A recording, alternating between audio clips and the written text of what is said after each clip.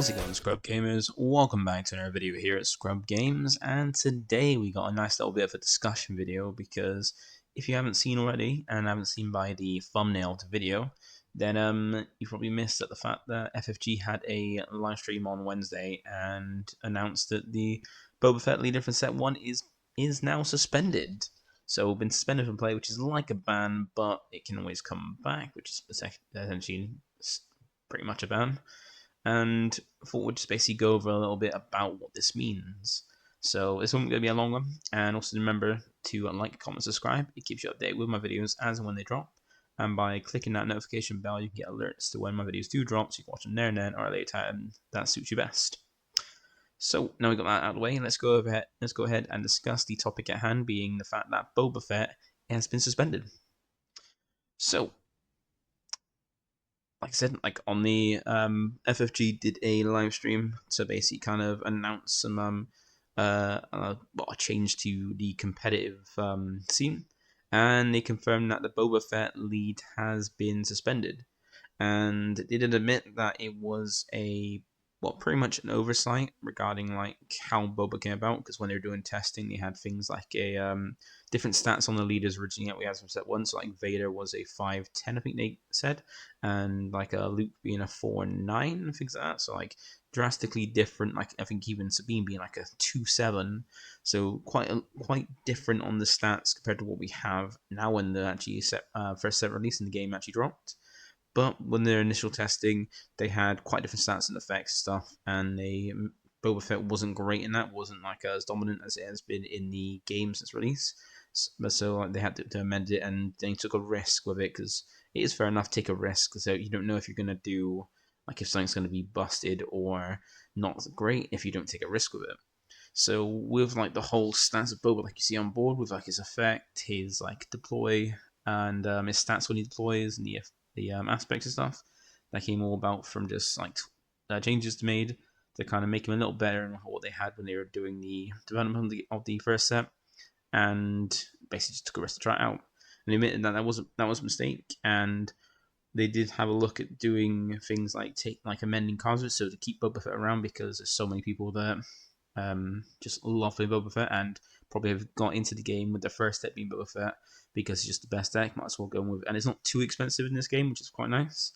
And have just gone ahead and just built Boba Fett to have a deck and have a good competitive chance, or just a good chance to actually build up a collection to play other things while like making use of the Boba Fett as a lead. And you can play him so many different ways as well, because you're not just seeing one version of it. That's an issue. You're seeing every version of Boba Fett. So you're not just seeing the green Boba. You're not just seeing the yellow Boba. You're also seeing the red, like space focused Boba. You're also seeing the blue control Boba. So you've seen all different played and doing well, and like topping all the different, most of the PQs in all different aspects. So it's not just one aspect that's a problem. It's just the leader in general.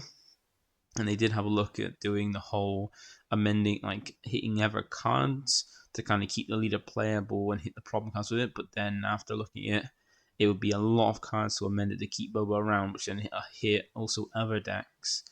And the clear choice was to just ban the Boba leader, because it's just that generic and that great, and is just, if just looking at like the stats of when it deploys, its deploy turn, what it does, and things like that, and like all the support around it are just too good to keep going. Like the main thing is that it makes it so like leaders in its same aspects, or want to do the same aspect combination it wants to do, are pointless playing, because he does them better than what they want to do.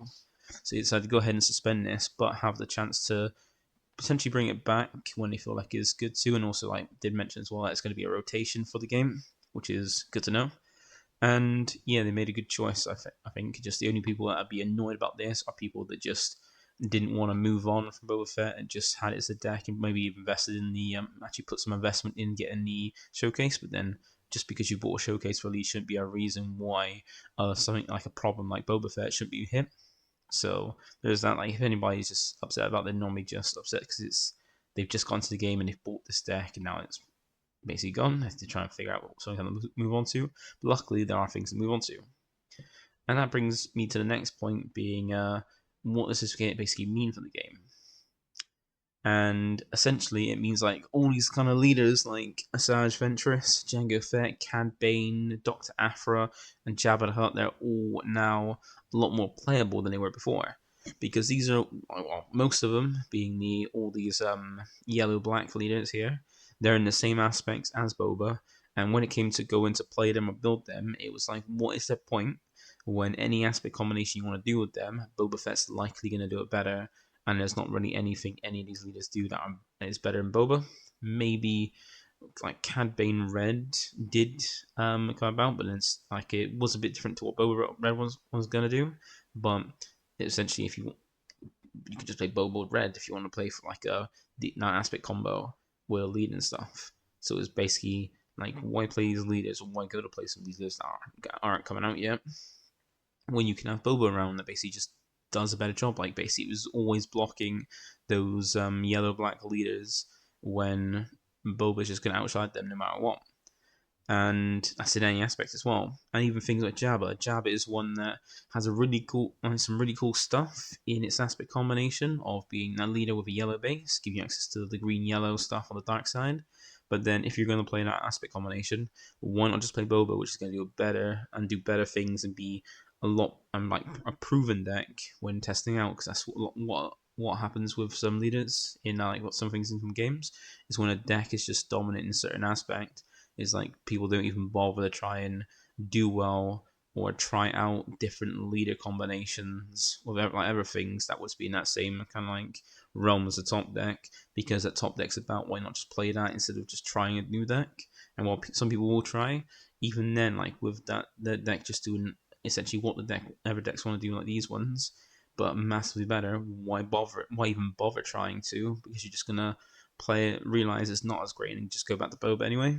So now with Boba gone, these leaders can shine, and I'm looking forward to playing even like Green Cad Bane. It's going to be fun, like just playing some of these leaders and even making use of Jango before. It's like, cool, Jango can use some of the things from Boba, like the Fett's Fire Spray and stuff like that. But then why bother when you got Boba? You can have Boba, and you can even have the armor with the Fire Spray and Boba. So it's going to be nice to see some of these leaders actually see some play and potentially actually jump in and have to mess even shake up as well. So it's going to be more things not like optimal. And any of those decks that are tier 1 can now jump in. And while there are 2 decks in the top, in like the best 2 decks of the format, being Sabine and Boba, now Boba's gone. People are also thinking, that I've seen as well, that Sabine's going to take over the format and just be the like undisputed best deck. And while people might think that, it's not that bad, because if you look at the 2 decks, Sabine was up there because it kept to like Sabine was up there for one of the 2 best decks in the format because it kept away and dealt with Boba's worst matchups, being the hard control, like the control and hard control decks, by just smashing them. So that way they're clearing the board of like Boba's bad matchups. So Boba just goes on to just carry on and just go to the tops without any problems. So even though like, that's the only reason Sabine's there, is because she deals with Boba's matchups. But now that the people like Boba's gone, there won't be as much of a need to like constantly just like try to play hard control, just deal with the best deck. And Sabine isn't even a problem either. Like, well, if you like ECL is more the problem with Sabine, but there's still ways in our decks that have proven to be good against Sabine, and there are ones like Han Solo play and Han Solo Blue. You could easily do that. That has no problem dealing with Sabine, like surviving at the aggro, getting to later games and just taking back control. Very like easy to deal with it and proven as well. You even got Rey as well in like either yellow or red or double blue that can easily just combat, because like when she deploys, she's just healing free when she swings, and just having blue just healing and stuff as well.